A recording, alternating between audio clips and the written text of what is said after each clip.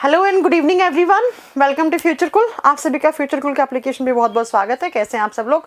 हाँ जी, कैसे हो आप सब लोग? पहले जल्दी से लाइव आओ। आज 5 मिनट आप लोगों से बातें करूंगी, बातें करने का मन है, उसके बाद क्लास स्टार्ट करेंगे। चलो जल्दी आओ। ये बताओ कैसे हो? ठंड आ चुकी है। अच्छा, पता नहीं कितनी अजीब सर्दी है। मैं भी सर से भी यही बात कर रही थी, हर सर से भी कितनी अजीब सी ठंड आ रखी है। स्टूडियो के अंदर और घर के अंदर बैठो तो गर्मी लगती है, बाहर जाओ तो इतनी तेज ठंड लगती है। ठंडा गर्म हो रहा है, सर में दर्द भी रहता है इसकी वजह से। चलो हाँ जी, good evening everyone, good evening. कैसे हैं आप सब लोग? सब ठीक है ना? एकदम तबीयत ठीक है ना आप लोगों की? कोई प्रॉब्लम तो नहीं है? सुखबीर, मैं अच्छी हूँ, आप बताओ आप कैसे हो? राहुल रॉय, मैं अच्छी हूँ, आप बताओ कैसे हो? अरे वाह, बहुत सारे बच्चे लाइव आ गए आज तो। एक कह रहे मैम आपकी आवाज़ नहीं आ रही। आवाज़ तो ठीक है एकदम। सर्दी तो हो गई है, ये बात तो सही है, सर्दी हो गई है। हमारे यहाँ तो बर्फ गिर रही है। अरे भाई, आप किस कोने से हो? आपके यहाँ बर्फ गिर रही है? शिमला मनाली से तो नहीं हो आप? शिमला मनाली से हो तो बताओ, हम घूमने आएंगे। मुझे फीवर है मैम, अब ठीक लग रहा है। हाँ, इस समय ना टाइफाइड भी बहुत ज़्यादा फैल रहा है। टाइफाइड आपको पढ़ाया था ना मैंने, मियादी बुखार बहुत ज़्यादा फैल रहा है। हमारे पापा को भी हो गया है टाइफाइड, इस समय बहुत ज़्यादा चल रहा है। चलो फिर स्टार्ट करें। हो गया। आप राजस्थान में कहाँ बर्फ गिरती है यार? तुम मजे ले रहे हो सुनील यार। मैं खुद राजस्थान से हूँ, मुझे पता नहीं है कि राजस्थान में बर्फ गिरेगी कि नहीं गिरेगी। है कैसी बात करते हो? चलो, कहाँ से लाइव क्लास करते हैं? दिल्ली से कर रही हूँ। देखो, आज मैं थोड़ा सा मेरे बारे में बता दूं। मैं रहने वाली राजस्थान से हूँ। राजस्थान में आपने सुना होगा, चूरू जिला सुना होगा। चूरू हमारे इंडिया का ऐसा जिला है, ऐसा सिटी है जिसमें सबसे ज़्यादा ठंड पड़ती है और सबसे ज़्यादा गर्मी पड़ती है। गर्मियों के मौसम में ना यहाँ पर ना 55-56 डिग्री सेल्सियस टेम्परेचर चला जाता है। और सर्दियों में भी बहुत अजीब टाइप की ठंड है, क्योंकि हमारे यहाँ रेत की टीबे हैं। टीबे समझते हो? रेत है। तो रेत क्या होती है? दिन में गर्म रहती है, शाम को ठंडी रहती है। और अगर हवा आ गई तो उस रेत से ठंडी हवा आती है। तो मैं रहने वाली चूरू की हूँ, लेकिन मेरा घर वगैरह, वैसे जन्म मेरा चूरू में ही हुआ है, लेकिन मैं रहती राजस्थान के जयपुर में हूँ। अभी हमारा घर जयपुर में बना हुआ है और जयपुर में रहती हूँ। कॉलेज वगैरह मेरा जयपुर से ही हुआ है ना? तो जिस बच्चे को नहीं पता था थोड़ा सा, तो मैंने इस बारे में आपको बता दिया है। आप में से भी बहुत सारे बच्चे होंगे। हाँ, हमारे यहाँ पूरा डेजर्ट है चूरू में। जब आप कभी आओगे ना तो आपको सारा खेत आपको मिट्टी मिट्टी के मिलेंगे। हमारे खेत में हमारे खुद के खेत में मिट्टी का इतना बड़ा टीबा बना हुआ है। हम उससे खेलते थे बचपन में। तो लेकिन आजकल तो वो गांव वैसे कहाँ रह गए हैं ना, थोड़ा सा अजीब हो गए हैं गांव भी। मैं अजीब इसलिए बोल रही हूँ क्योंकि कल हमारे मम्मी ने मुझे बताया कि हमारे गांव में एक 17 साल के लड़के की किसी ने मार दिया उसको, और उसके शरीर को काट के, उसके हाथ काट के, उसकी खोपड़ी काट के, उसको 40 दिन से उसको मिट्टी के अंदर दबा रखा था। 40 दिन से बेचारे के घर वाले उसे ढूंढ रहे हैं कि हमारा बच्चा कहाँ गया। 17 साल का बच्चा सिर्फ। और उसके बाद अभी कोई बंदा मिट्टी, जैसे घर बनता तो मिट्टी चाहिए ना, तो कोई बंदा गया होगा क्रेन से मिट्टी खोद रहा था, तो उस क्रेन में उसकी खोपड़ी आई। सोचो, मतलब मैं तो ऐसे सोचने वाली हो गई कि मम्मी यार, ऐसा हम अक्सर शहरों में सुनते हैं। और इतनी, अब 17 साल के बच्चे के साथ कोई ऐसा कैसे कर सकता है? मतलब उसको 1 महीने पहले मार के मिट्टी में गाड़ रखा था। कल से मेरा तो इतना दिमाग खराब हो गया यार, कितना अपराध बढ़ गया है। मतलब क्या हो गया है आजकल की जनता को? कोई पेशेंस ही नहीं है किसी में। अब सुनने में आ रहा है उसी के बड़े भाई ने मार दिया उसको। मतलब बड़े भाई ने मार दिया, और बड़ा भाई माँ के साथ मिलके ढूंढ भी रहा है उसे 1 महीने से। और बड़े भाई ने छोटे भाई के हाथ काट के खोपड़ी अलग करके उसे गाड़ दिया जमीन में। और 1 महीने से मम्मी के सामने ड्रामा कर रहा है कि ढूंढने का ड्रामा कर रहा है उसके सामने। मतलब दुनिया के अंदर से ना इमोशंस खत्म होते जा रहे हैं। आप समझ रहे हो? लोग बहुत ज्यादा प्रैक्टिकल होते जा रहे हैं। लोगों को रिश्तों से और इन सब से फर्क ही नहीं पड़ता है। अब अपराध चरम सीमा पे हैं, अब बहुत चरम सीमा पे हैं। पहले ऐसा सुनते थे कि शहरों में ऐसा होता है क्योंकि तो शहरों के लोग प्रैक्टिकल होते हैं। बताओ, हमारे गांव में ऐसी हरकत हुई है। हमारा पूरा गांव में दहशत फैली हुई है इस चीज़ से। मतलब कैसे हो सकता है इतना? भगवान उनकी मम्मी को, पापा उनके पहले ही नहीं है, मम्मी को उनको हिम्मत दें बहुत ज़्यादा। मैं जाऊँगी तो गाँव में तो उनकी मम्मी से पक्का मिलने जाऊँगी। और बहुत गरीब परिवार से भी हैं, तो मेरे से जो बनेगा वो मैं हेल्प भी करूँगी। मैंने आज भी मम्मी को कहा था, लेकिन अभी समय नहीं है मेरे पास। जब जाऊँगी तब पक्का करूँगी। ये बहुत क्राइम पेट्रोल वगैरह चीज़ें देखते हैं ना हम, इनसे भी पता नहीं आजकल के बच्चे यार, मतलब बच्चों में आजकल पता नहीं क्या हो गया है। से फील करने बैठ जाओ तो इतना बुरा लगता है कि यार 17 साल का बच्चे के साथ बड़ा भाई कर रहा है। बड़े भाई की भी उम्र ज़्यादा नहीं है, 24-25 साल का बच्चा है। वो बच्चा ही है 24-25 साल का। बताओ ऐसा कैसे कर सकते हैं? चलो फिर अब स्टार्ट करते हैं अपनी क्लास आज की। हम क्या पढ़ने वाले थे? तो बच्चा, हम पढ़ने वाले थे ह्यूमन ब्रेन। हम नर्वस सिस्टम पढ़ रहे थे। नर्वस सिस्टम सबसे पहले थोड़ा सा रिवाइज करवाती हूँ, और पिछली क्लास से 2-3 क्वेश्चन आपके छूट गए थे, वो क्वेश्चन करते हैं पहले। नर्वस सिस्टम का मतलब होता है तंत्रिका तंत्र। नर्वस सिस्टम वो सिस्टम जो हमारे बॉडी को कंट्रोल एंड कोऑर्डिनेट कर रहा है। जैसे मैं अभी खड़ी हूं, एकदम स्ट्रेट खड़ी हूं, गिर नहीं रही हूं, तो इसको कौन कंट्रोल कर रहा है? मेरा नर्वस सिस्टम। मैं बोल रही हूं आपसे, अगला सेंटेंस, अगला वाक्य क्या बोलना है, किस लैंग्वेज में बोलना है, मेरे हाथ को इस डायरेक्शन में जाना है, मेरे बॉडी में यहां से यहां आ गई, यहां से यहां आ गई, ये सारी एक्टिविटीज, इन सब का सेंटर होता है आपका नर्वस सिस्टम। तंत्रिका तंत्र वो तंत्र है जो हमारे पूरे बॉडी को कंट्रोल करता है, पूरे बॉडी को कमांड भेजता है, पूरे बॉडी को कंट्रोल एंड कोऑर्डिनेट करने का काम करता है। उसे क्या कहते हैं? Nervous system. इसको तंत्रिका तंत्र कहते हैं। जब बात करते हैं नर्वस सिस्टम में, मैंने पढ़ाया था कि 3 टाइप का होता है, CNS central nervous system, PNS peripheral nervous system and ANS autonomous nervous system. Hindi में इसको बोलेंगे केंद्रीय तंत्रिका तंत्र, परिधीय तंत्रिका तंत्र एंड स्वायत्त तंत्रिका तंत्र। फिर हमने पढ़ा कि सीएनएस 2 ऑर्गन से मिलकर बना हुआ है। ह्यूमन ब्रेन, ह्यूमन क्यों जोड़ रही हूं मैं भाई? दिमाग तो सब में है, कुत्ता बिल्ली घोड़ी गधा सब में दिमाग है, गधे में भी दिमाग है, लेकिन हमें किसका दिमाग पढ़ना है? हमें हमारा। और हम क्या है? हम ह्यूमंस हैं, हम मनुष्य जाति हैं। तो हम जब भी बोलेंगे तो ब्रेन नहीं, ह्यूमन ब्रेन बोलिएगा। तो सीएनएस 2 ऑर्गन से मिलकर बना हुआ है, ह्यूमन ब्रेन मानव का मस्तिष्क, और दूसरा कौन सा? Spinal cord. स्पाइनल कॉर्ड का मतलब होता है मेरु रज्जु। तो हम ब्रेन के बारे में पढ़ रहे थे, ब्रेन के बारे में बहुत सारी बातें पढ़ी कि ब्रेन जो है वो फैटेस्ट ऑर्गन है, उसके अंदर कैल्शियम होता है, सोडियम होता है, बहुत सारी बातें मैंने आपको अपने दिमाग के बारे में पढ़ाई।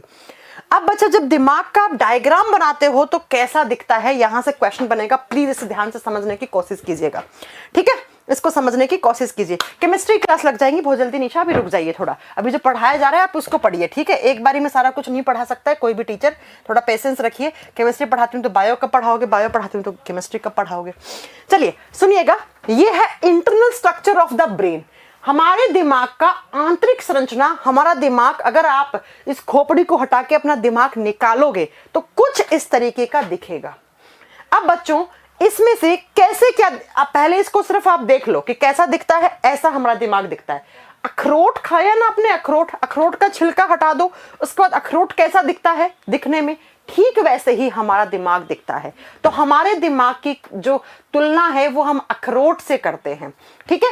क्यों करते हैं आगे इसका एक रीजन और ही बताऊंगी। तो कुछ ऐसा ब्रेन दिखता है। अब ये ब्रेन के इतने सारे पार्ट्स दिख रहे हैं आपको, दिख रहे होंगे ना, सबको नाम दिख रहे होंगे कि ये सेरेबेलम है, ये सेरेब्रम है, ये मेडुला है। ये सारे नाम आपको नहीं पता है क्योंकि आज हम इसको पढ़ने वाले हैं, आज हम इसको पढ़ने वाले हैं। तो लिखिएगा, human brain is divided into 3 parts. हमारा जो दिमाग है ना बच्चा, इस दिमाग को हम 3 भागों में बांटते हैं। मानव मस्तिष्क 3 भागों में बटा हुआ होता है। कौन कौन सा? अब कमेंट मत करो, सिर्फ पढ़ाई पे ध्यान दो, ठीक है? अभी सिर्फ पढ़ाई पे ध्यान दो। ह्यूमन ब्रेन को हमने 3 पार्ट में डिवाइड किया। कैसे, ये समझने की कोशिश करना। पहला ब्रेन का पार्ट होता है, यहां से बहुत क्वेश्चन बनते हैं पीसीएस के एग्जाम तक में। फोर ब्रेन को हिंदी में कहते हैं अग्र मस्तिष्क, आगे वाला दिमाग। फोर ब्रेन आगे वाला, देखो आगे वाला कौन सा? ये वाला दिमाग, ये कुछ कुछ यहां वाला दिमाग है ना, इसको आगे वाला दिमाग कहते हैं। फिर 2 नंबर पे आता है बच्चा मिड ब्रेन। 2 नंबर पे आता है मिड ब्रेन, जिसको हिंदी में कहा जाता है मध्य मस्तिष्क। आगे लिखना मध्य मस्तिष्क। बीच वाला कौन सा? ये वाला, ये सेंटर वाला, ये कुछ सेंटर वाला, यहां वाला।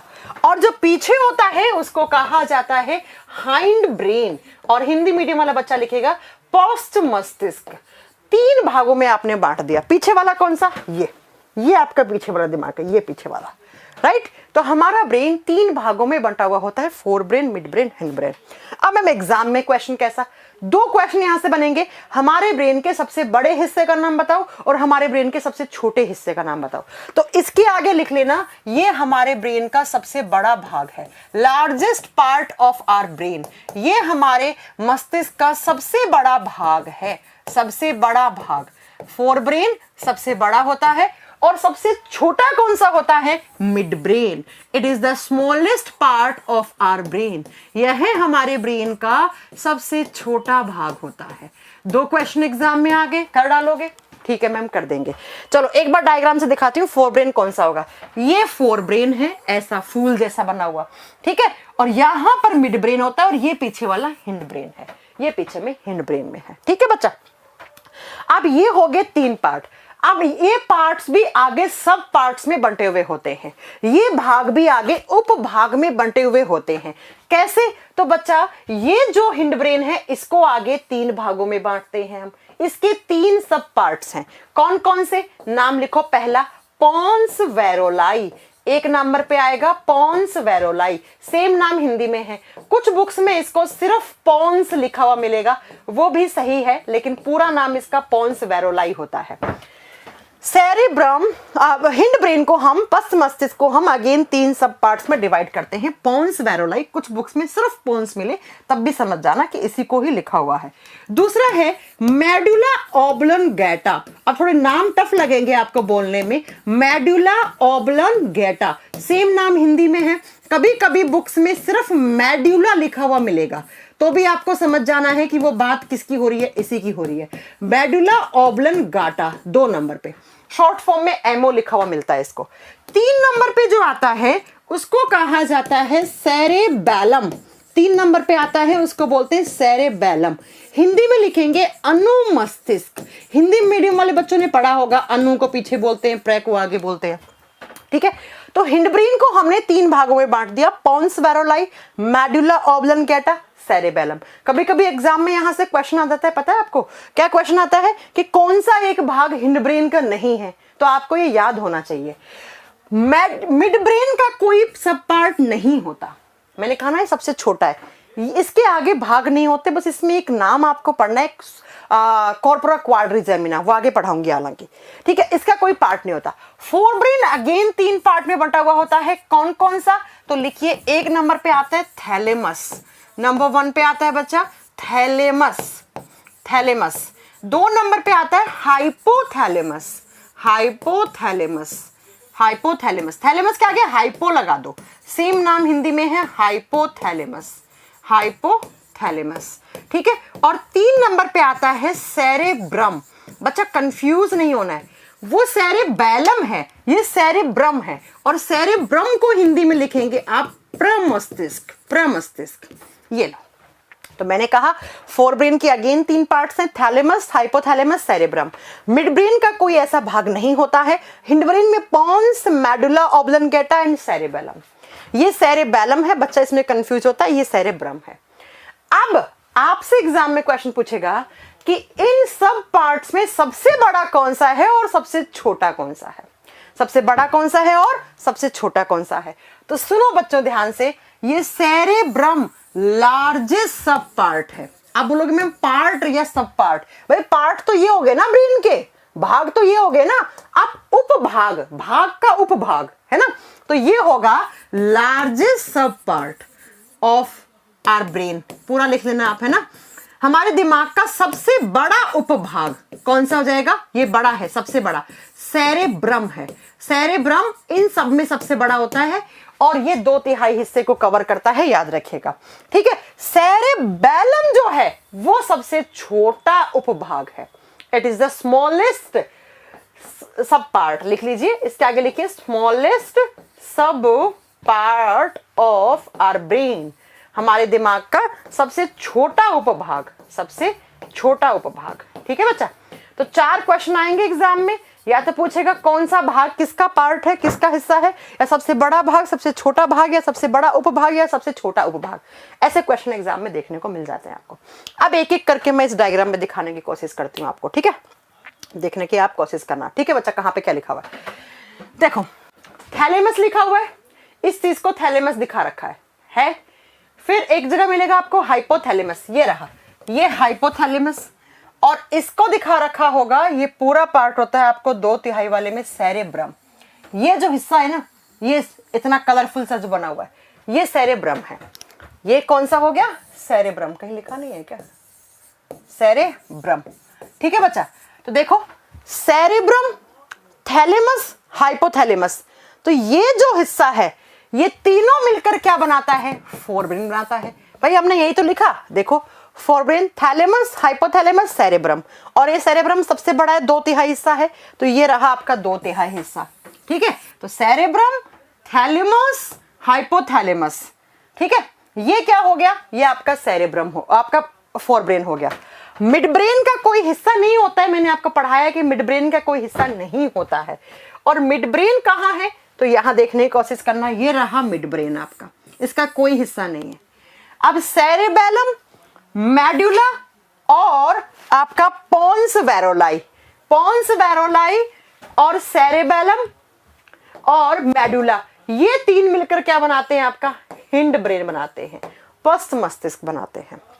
तो ये पार्ट्स आपको समझ में आ रहे होंगे, ये पार्ट्स आपको समझ में आ रहे होंगे। तो ये तीन हिस्से, ये तीन हिस्से। अब हमें इसमें क्या पढ़ना है, एग्जाम में क्वेश्चन कैसे आते हैं, हमारी स्पीकिंग पावर को ब्रेन का कौन सा हिस्सा कंट्रोल करता है। ऐसे ही एग्जाम में क्वेश्चन आता है, बॉडी को बैलेंस करने का काम कौन सा हिस्सा करता है। ऐसे ऐसे आपको एग्जाम में क्वेश्चन देखने को मिलेंगे।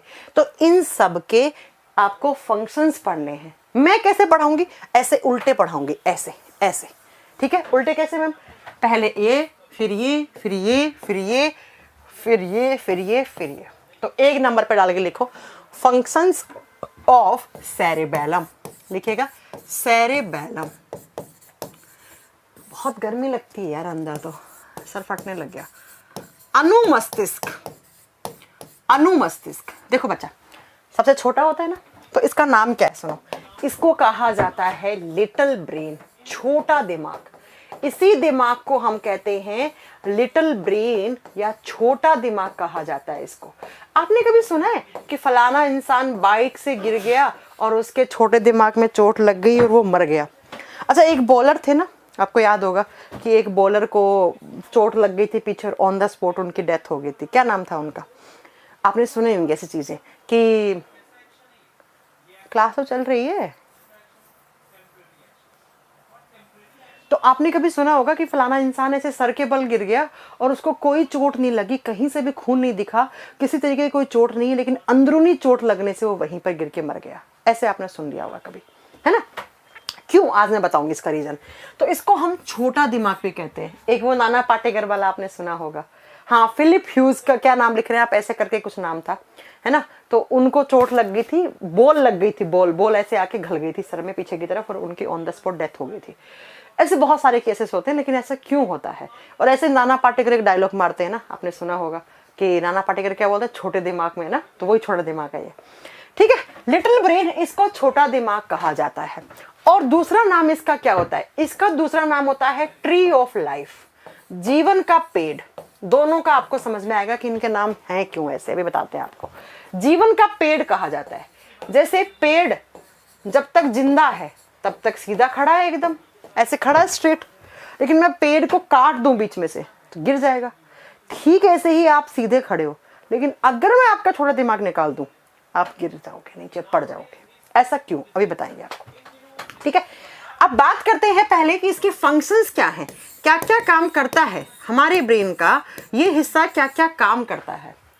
3 बहुत जरूरी काम करता है। सबसे पहला करता है, वो करता है बॉडी बैलेंसिंग का काम, बॉडी बैलेंसिंग का काम, शरीर पर संतुलन बना के रखना। बॉडी बैलेंसिंग, शरीर पर संतुलन बना के रखना।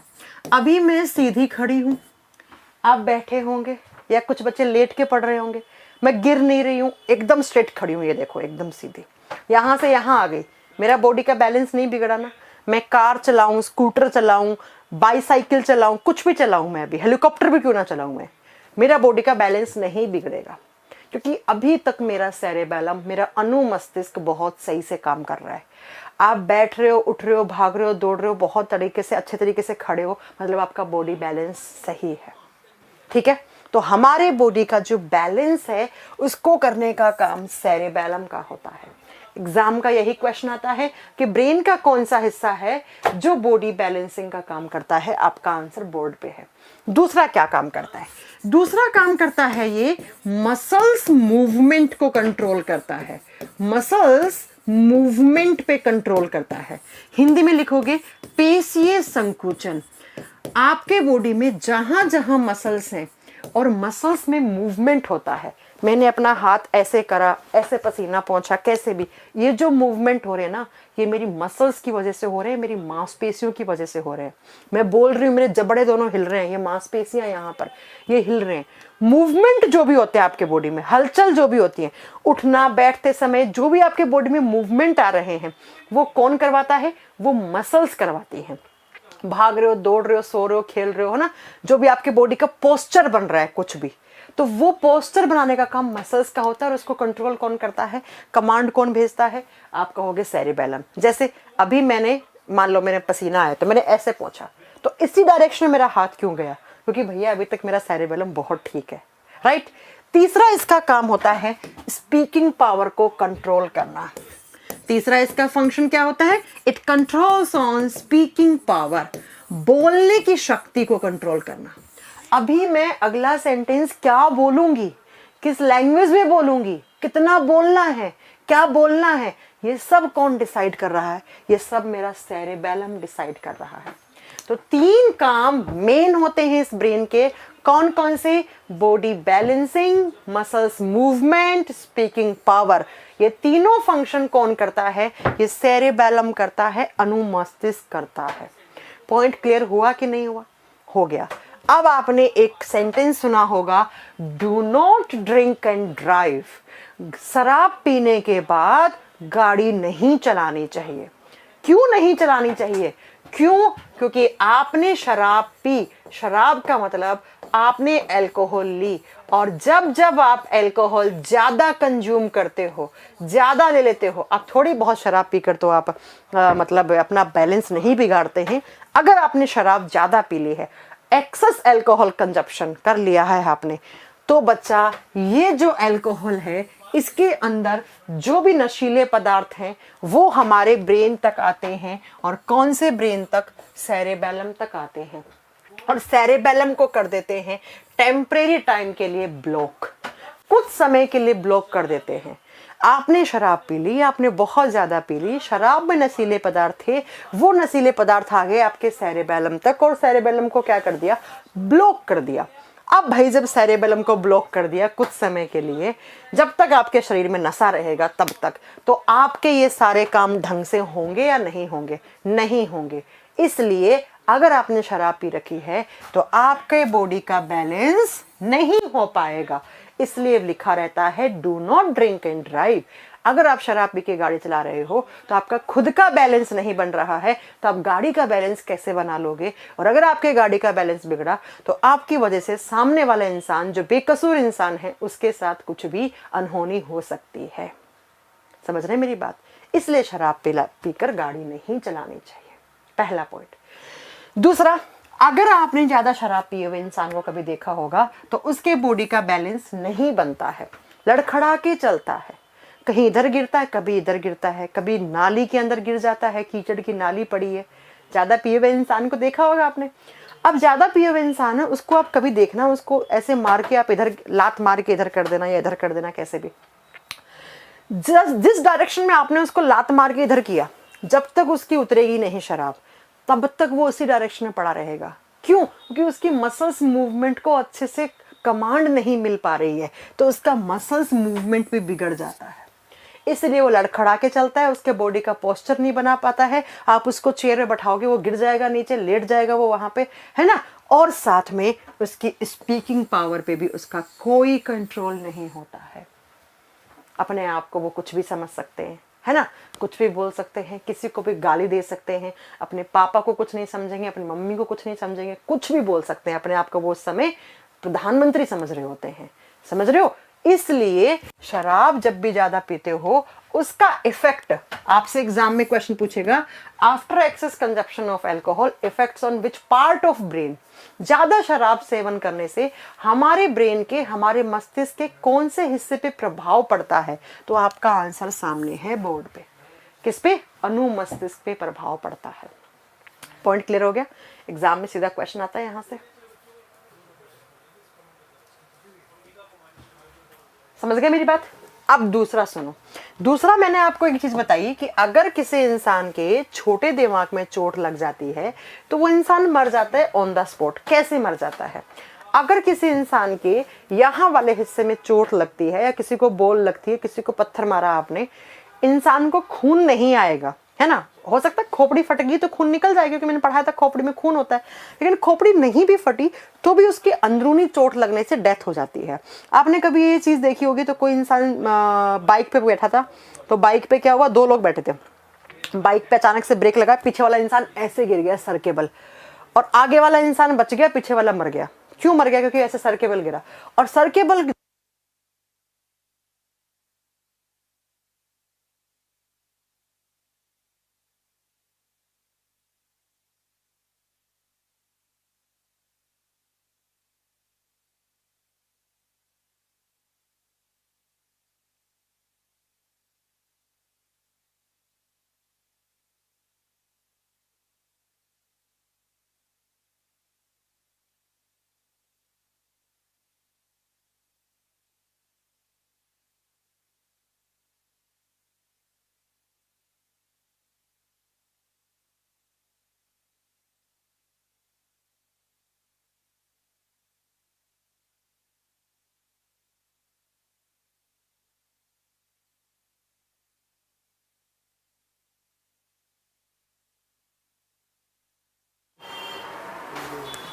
आ गई होगी, आ गई होगी, अब साउंड आ गई होगी।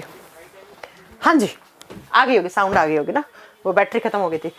तो मैं थोड़ा सा रिपीट करती हूँ वापस ना, जो मैंने बोला वो क्या बोला मैंने ये बोला कि आपने कभी सुना होगा कि बाइक पे दो इंसान जा रहे थे, आगे वाले इंसान ने बाइक के ब्रेक लगाए अचानक से, तो पीछे वाला इंसान ऐसे सर के बल गिर गया और पीछे वाले इंसान की डेथ हो गई। ऑन द स्पॉट वहीं उसकी डेथ हो जाती है, लेकिन आगे वाले इंसान को कुछ हुआ नहीं होता है। ऐसा क्यों? क्योंकि जैसे ही इंसान पीछे के ऐसे पीछे गिरता है, तो पीछे उसका क्या है, सेरेबेलम है। सेरेबेलम में चोट लगी, और सेरेबेलम में चोट लगने से उस इंसान का सेरेबेलम वहीं पे खराब हो चुका है। और जैसे ही सेरेबेलम खराब हुआ है, अब उसका मांसपेशियों के मूवमेंट पे कोई भी मसल्स में मूवमेंट होगा ही नहीं। भाई जब आपका सेरेबेलम ही खत्म हो गया, तो उसको मसल्स मूवमेंट का कोई प्रोसेस होगा ही नहीं, उसकी मांसपेशियों में कुछ संकुचन होगा ही नहीं। और हमारे बॉडी में यहाँ पर हमें भगवान ने दिया एक हार्ट, और हार्ट में सिर्फ और सिर्फ मांसपेशियां होती हैं, मसल्स होती हैं। एक बार मसल्स ऐसे होती है, एक बार ऐसे होती है हमारे हार्ट की। तो क्या होता है, हमारा हार्ट इसी मसल्स के मूवमेंट की वजह से धक धक धक धक, ये फील करो, धक धक धक धड़कने बनाता है। अब जब इंसान का सेरेबेलम उसी समय खत्म हो गया, तो इसके हार्ट के मसल्स में मूवमेंट नहीं होगा, और इस इंसान को तुरंत क्या आ जाएगा, हार्ट अटैक आ जाएगा। और हार्ट अटैक आने से उसका हार्ट फेल हो जाएगा, और हार्ट के फेल्योर की वजह से वो मर जाता है, लेकिन उसके शरीर पे कोई चोट कहीं नहीं लगी। समझ गए मेरी बात? अभी तो ठीक है, अभी तो आवाज आ रही है, हाथों की साउंड, आवाज आ गई ना? हाँ आ गई साउंड। तो ये है बच्चा, आपको मैं बता दूं कि किसी इंसान के पीछे के हिस्से पे जब चोट लगती है तो इंसान कैसे मर जाता है। तो याद रखिएगा, अगर किसी इंसान के पीछे के हिस्से में चोट लग गई तो उसका सेरेबेलम उसी समय खत्म हो जाता है, और उसके बॉडी में मसल्स मूवमेंट की प्रोसेस रुक जाती है। और हमारा हार्ट, हमारा हृदय, चूंकि एक मस्कुलर ऑर्गन है, एक मांसपेशियों से बना हुआ अंग है, और मांसपेशियां ऐसे ऐसे होती हैं, तो हमारे हार्ट की धड़कनें बनती हैं, हमारा हार्ट काम करता है। लेकिन अगर किसी इंसान का सेरेबेलम खत्म हो गया तो उसके हार्ट के मसल्स में मूवमेंट नहीं होगा, उसको हार्ट अटैक आ जाएगा ऑन द स्पॉट, और उसकी डेथ हो जाएगी। तो अगर किसी इंसान का सेरेबेलम पे चोट लगती है तो उसकी डेथ किसकी वजह से होती है, हार्ट अटैक, हार्ट फेल्योर की वजह से, हार्ट फेल हो जाता है, उसकी वजह से होती है, उसकी वजह से होती है। ठीक है, हो गया? चलो फिर, ये आपको समझ में आ गया। हमने ब्रेन के कितने पार्ट, सब पार्ट पढ़ने थे हमें। देखो, सेरेबेलम के 3 काम है, body balancing, muscles movement, speaking power. और अगर ज्यादा शराब पी ली तो आप जानते हो क्या हो जाएगा। और इसको हमने ट्री ऑफ लाइफ बोला है। क्यों बोला? आप देखो ना, हमारे जिस जैसे एक पेड़ सीधा खड़ा है, मैं पेड़ को काट दूं, पेड़ नीचे गिर जाएगा। ऐसे आपका सेरेबेलम काट दूं तो आप नीचे गिर जाओगे, आपके बॉडी का बैलेंस नहीं बन पाएगा, किसी भी टाइप की कोई एक्टिविटी नहीं होगी आपके बॉडी में। समझ रहे? तो इसलिए हम इसको जीवन का पेड़ या छोटा दिमाग भी कहते हैं। और छोटा दिमाग में चोट लग जाएगी तो इंसान की डेथ हो जाएगी, ये याद रखिएगा। चलो, इसलिए हमेशा अपने सर को बचा के रखना चाहिए। आप लिखते हैं next, functions of medulla oblongata. Functions of medulla oblongata, Hindi में सेम नाम है, कभी कभी बुक्स में सिर्फ मेडुला लिखा आता है, ठीक है, medulla oblongata, MO, short form बोलते हैं एमओ। ये क्या काम करता है? जब इस ब्रेन के इस हिस्से की बात करते हैं, इसका काम होता है it controls on involuntary reactions. Involuntary का मतलब क्या होता है, पहले लिख लो। यह इनवॉलेंट्री रिएक्शंस को कंट्रोल करता है। हिंदी मीडियम वाला बच्चा लिखेगा ये अनैच्छिक क्रियाओं को कंट्रोल करता है। अच्छा बच्चा, एक होता है ऐच्छिक, एक होता है अनैच्छिक। ऐच्छिक का मतलब क्या होता है?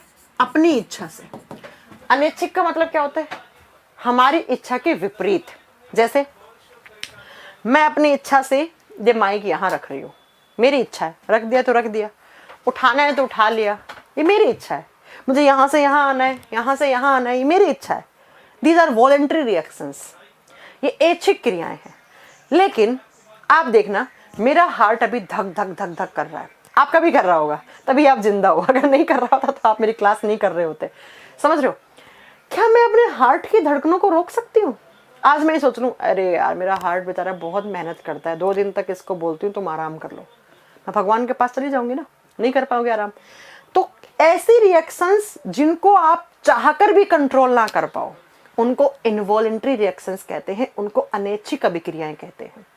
जिसको आप कंट्रोल कर पाओ वो ऐच्छिक है, वो ऐच्छिक है। जिसको आप कंट्रोल ना कर पाओ वो अनैच्छिक है, वो इनवॉलेंट्री है।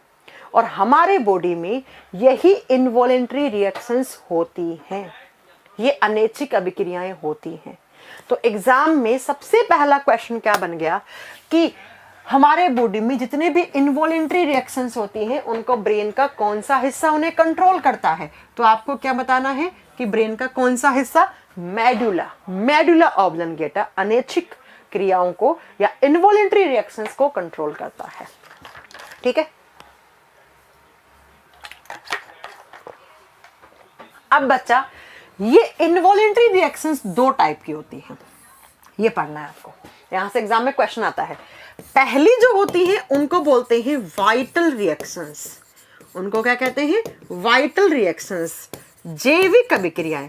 मैं क्या बता रही हूं कि हमारे बॉडी में जो अनैच्छिक अभिक्रियाएं होती हैं वो भी 2 टाइप की होती हैं, 2 प्रकार की होती हैं। एक वाइटल रिएक्शंस और दूसरी आती है एसेसरी रिएक्शंस। दूसरी कौन सी होती है? Accessory reactions.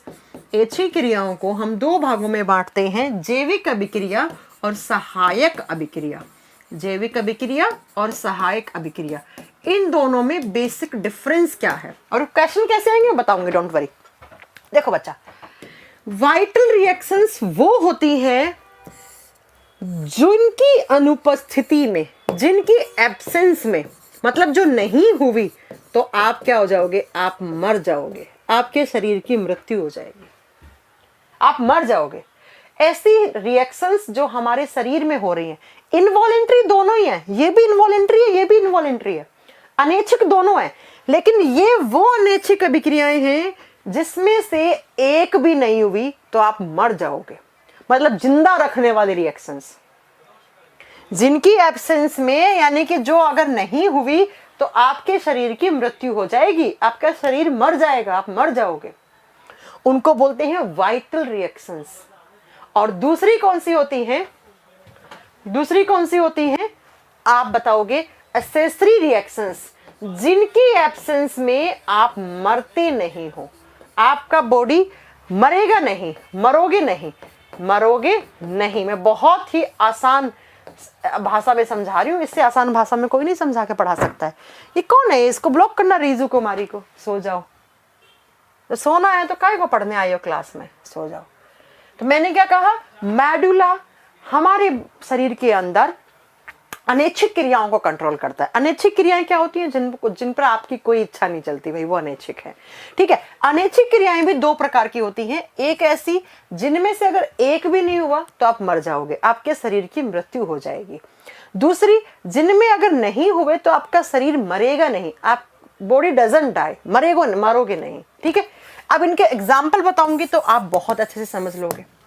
आप बताओ ऐसी कौन कौन सी चीजें हैं आपके शरीर में जो होती हैं जिसकी वजह से अगर जो नहीं हुई तो आप मर जाओगे। सबसे पहला हार्ट बीट, अगर आपका हार्ट बीट करना छोड़ दे, अगर धक धक होना छोड़ दे, आपके हृदय की धड़कनें रुक जाएं, तो आप जिंदा रहोगे या नहीं रहोगे? नहीं रहोगे। और क्या आप अपनी हार्ट बीट को कंट्रोल कर सकते हो? कभी ऐसा सोचा है कि आज 2 ही धड़कनें बनाऊंगा, कल नहीं बनाऊंगा? ठीक है बच्चा। दूसरा रेस्पिरेशन, श्वसन की प्रक्रिया। अगर आप सांस नहीं लोगे तो क्या जिंदा रहोगे? नो मैम, ये तो हमने कोरोना में देखा था। अगर आपकी हार्ट बीट रुक जाएंगी आप मर जाओगे। अगर आप रेस्पिरेशन नहीं करोगे आप मर जाओगे।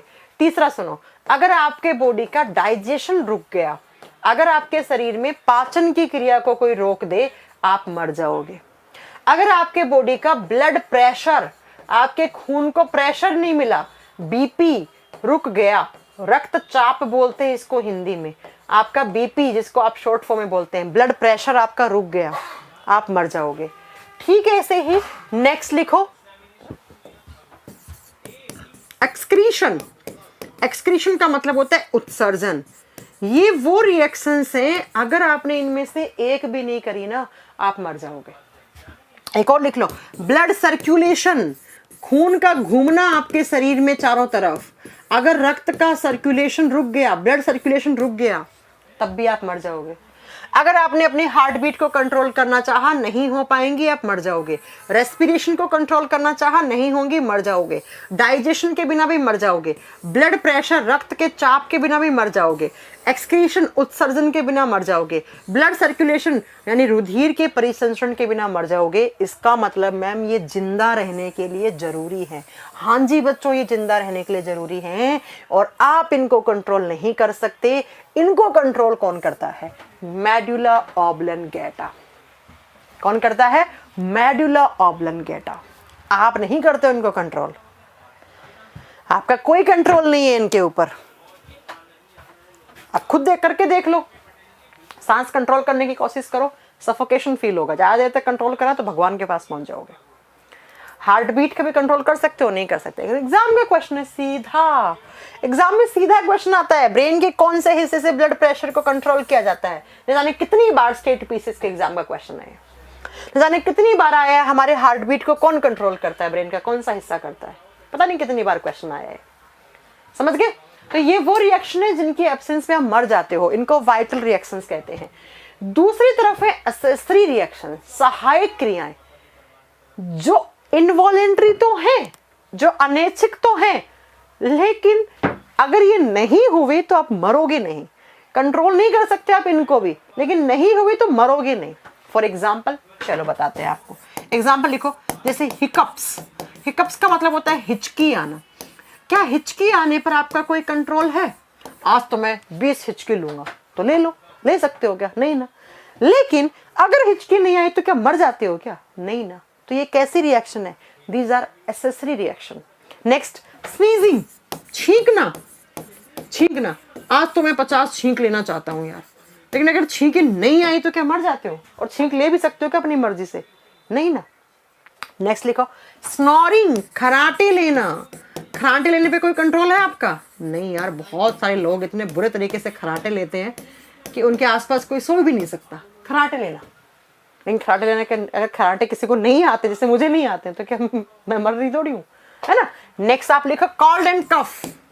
कॉल्ड एंड कफ का मतलब जुकाम और खांसी, अभी बहुत चल रहा है, आपको हो गया, लेकिन अगर नहीं हुआ तो इसका मतलब ये थोड़ी है कि आप मर रहे हो। एक और लिख लो, बर्प, डकार आना, बर्पिंग, डकार लेना, डकारना, डकार लेना। अगर डकार नहीं आई है तो क्या आप मर रहे हो क्या? नहीं। लेकिन डकार क्या आपके कंट्रोल में है?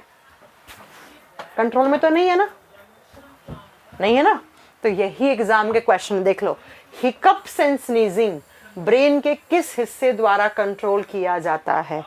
हिचकी आना और छींकना हमारे ब्रेन के किस हिस्से द्वारा कंट्रोल किया जाता है? ये वनडे एग्जाम का क्वेश्चन। उल्टी यही आएगा, वॉमिटिंग यही आएगा, उल्टी यही आएगा। लिख लो, उल्टी, दस्त यही आएंगे। वॉमिट करना, उल्टी, दस्त, ठीक है। वॉमिटिंग, लूज मोशंस यही आएगा। क्या क्या? फार्ट भी यही आएगा, ठीक है। Hiccup, sneezing, snoring, cold and cough, burp, vomiting, इसके अलावा ब्लिंकिंग ऑफ आइस, आंखें छपकना, आंखों का छपकाना, ये भी यही आता है, ठीक है। तो ये सारे के सारे किसके द्वारा कंट्रोल किए जाते हैं?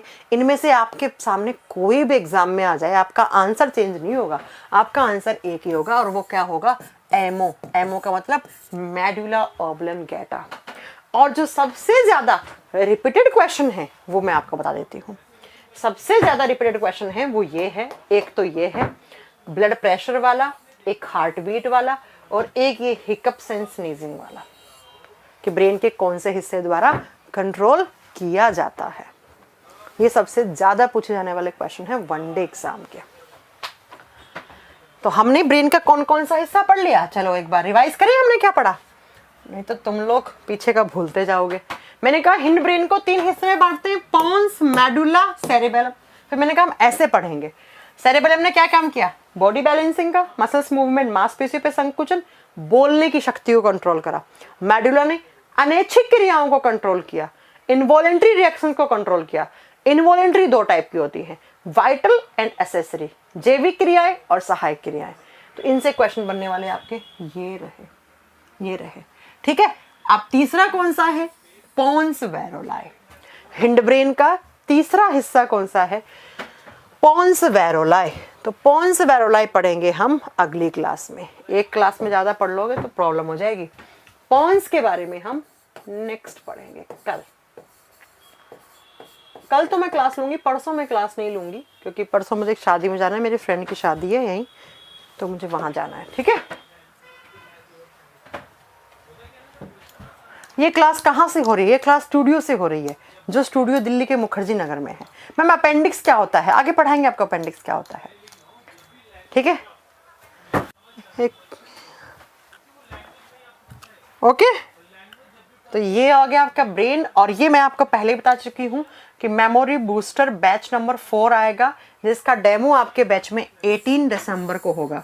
18 दिसंबर को शाम को आपका ये डेमो चलेगा। 7 बजे या 8 बजे का इवेंट लगेगा, उसको आप देख लीजिएगा। और इस बैच के अंदर आप अगर इन्वॉल्वमेंट करवाते हो तो ये जो सर है ना, ये इंडिया, एशिया और वर्ल्ड रिकॉर्ड होल्डर है, जो कम समय में अपनी मेमोरी कैसे तेज कर सकते हो, और बहुत सारा ये वनडे एग्जाम का भी पढ़ाते हैं। ठीक है बच्चा। ओके। तो ये आपका आज तक की क्लास थी। मिलेंगे कल आपसे। Thank you very much. अच्छे से रहिए।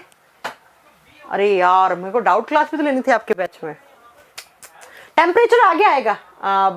बाल किशोर बेटा देखो, टेम्परेचर आएगा आगे, थैलेमस हाइपोथैलेमस आएगा, तब पढ़ाएंगे टेम्परेचर। आज तो मुझे पता ही नहीं लगा कब क्लास का टाइम हो गया। हो क्या टाइम? ओ 44 हो गया। चलो ठीक है। मैम आपकी शादी हो गई क्या? नहीं होगी तो आपको बताएंगे बहुत जल्दी, आपको एक खुशखबरी भी देंगे आपके बैच में। डोंट वरी, आपके बैच खत्म होने से पहले पहले हम निपट लिए होंगे, है ना। आपका बैच चल ही रहा होगा, तब तक हम निपट लिए होंगे, लेकिन बताऊंगी नहीं मैं। मुझे पता लगे तुम सबके सब आ जाओ। मतलब इस बैच में 1,70,000 बच्चे आ गए, 1,70,000 बच्चे आ गए तो कैसे एडजस्ट करेंगे, है ना।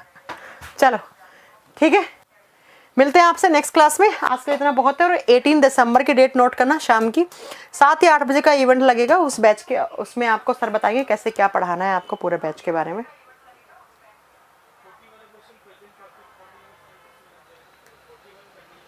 देखो शादी सेट हो गया। शादी भी सेट होती है क्या? है शादी सेट हो गया है। शादी सेट होती है क्या कभी? शादी तो होती है, या शादी तो तय होती है, पक्की होती है। सेट क्या होती है कि शादी सेट हो गई? ये क्या है? चलो बाय।